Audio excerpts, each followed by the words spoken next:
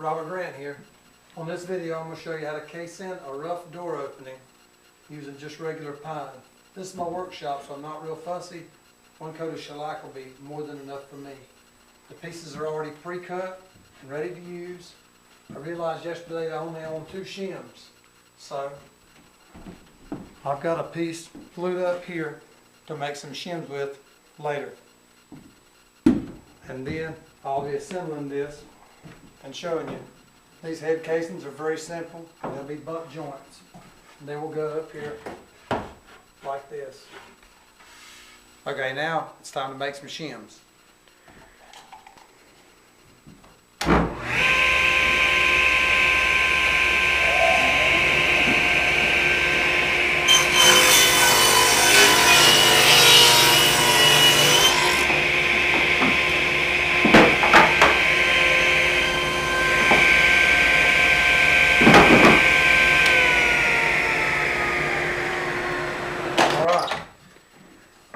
Now that the shim stock is cut, I'm going to switch to a thin curved blade, which will earn me a few shims.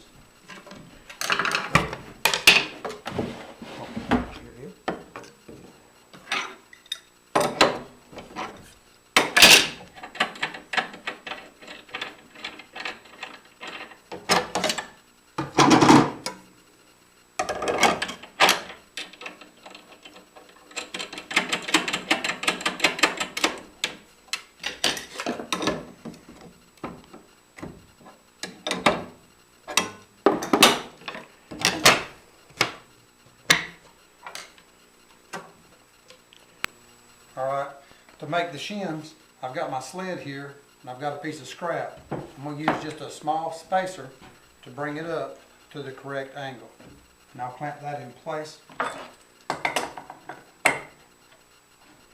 And that should do well.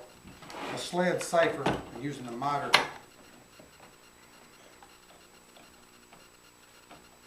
Jig. Because the shim comes back with me and I don't have to stick my fingers near the blade. Alright, to decide the angle, I made a curve in it here, and I'm going to slide this over here and see that it comes over this far, which means about 1/8 to nothing. So when it doubles, it'll be like a 30 seconds and somewhere like 1/4 on the other side, which is what I want. Alright, I'll demonstrate now because I've already started.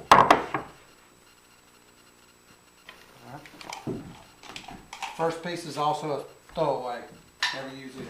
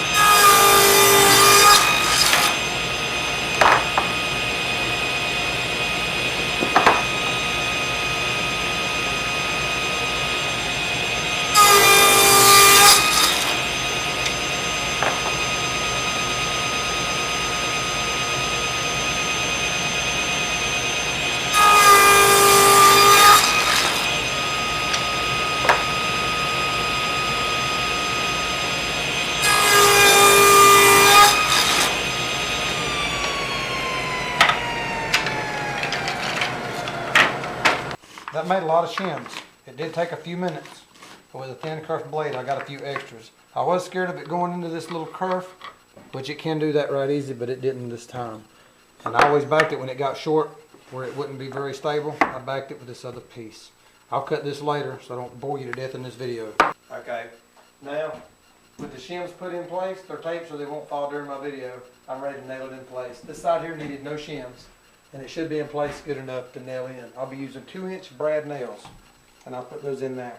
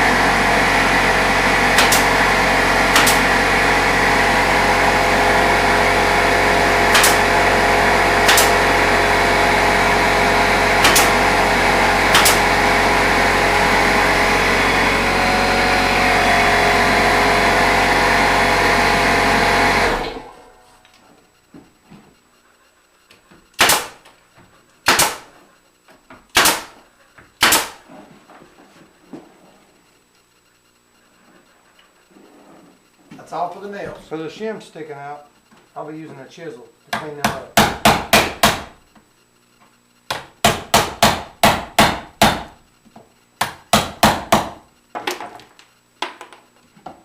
And again.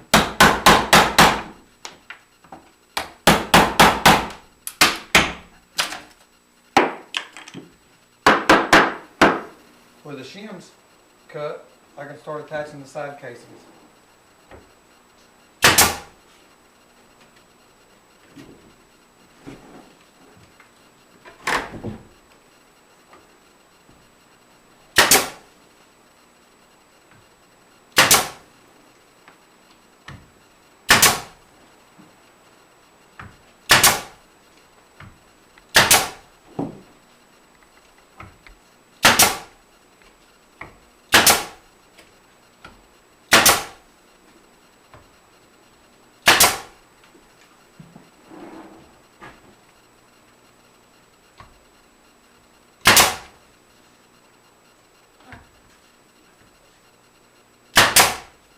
One side.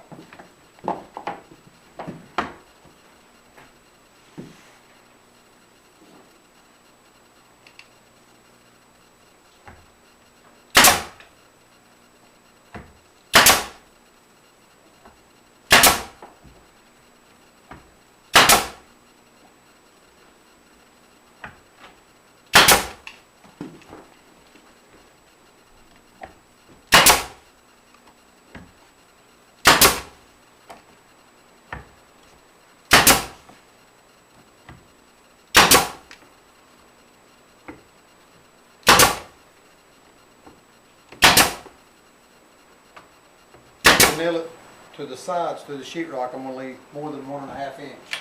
So I'll switch to the 2-inch finish brads and go ahead and do the sides of these.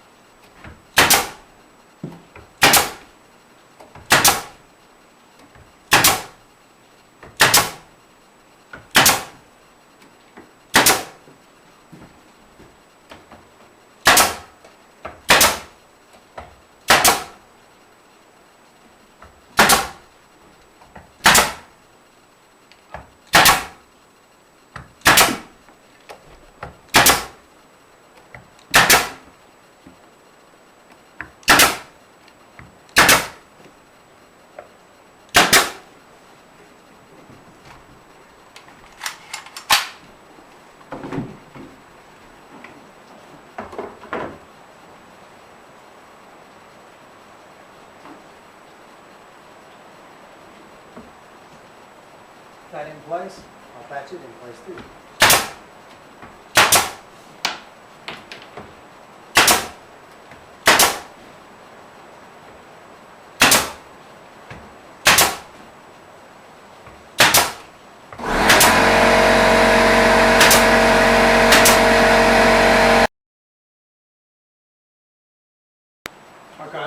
this side is done. It doesn't take long to get it put in place once I'm ready, as you can see.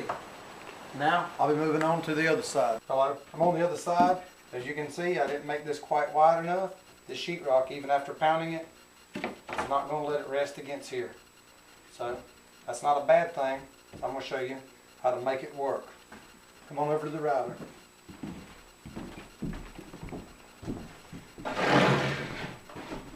I've got a 3/4 inch straight bit mounted in my router with a fence set up here. And I'm going to run through here and make 2 passes, and that'll create a slot for it to let that fat sheetrock lay in.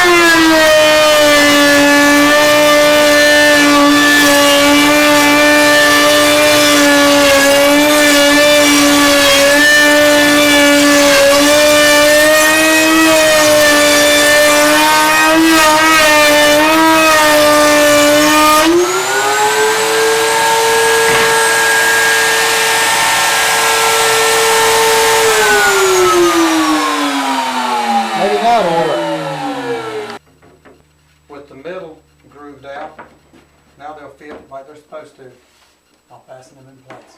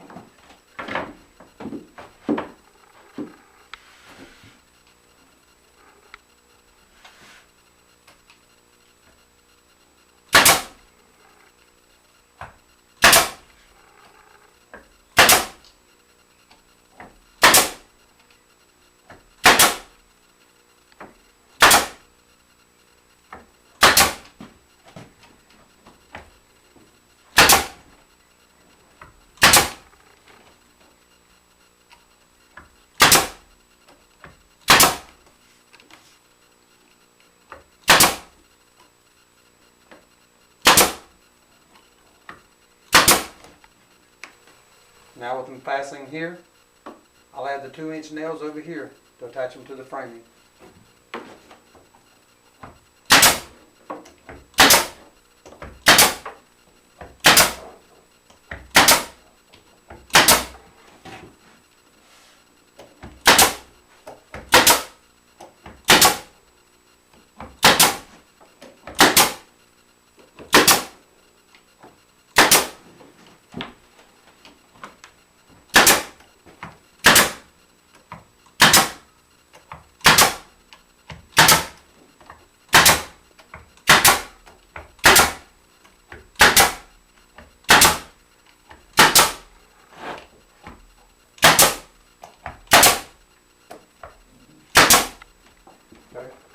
Now it's time for the head casing.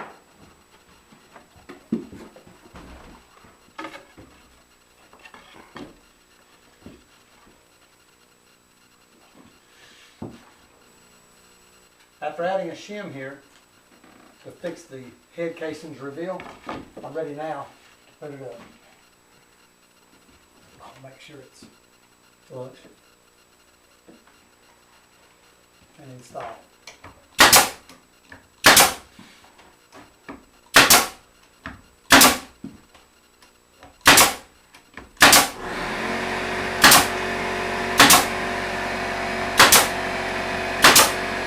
There you have it. And here's the first side I've already shown you. If you like watching these videos, please like and subscribe. This is only my second video. Hopefully they'll get better with time. Thank you.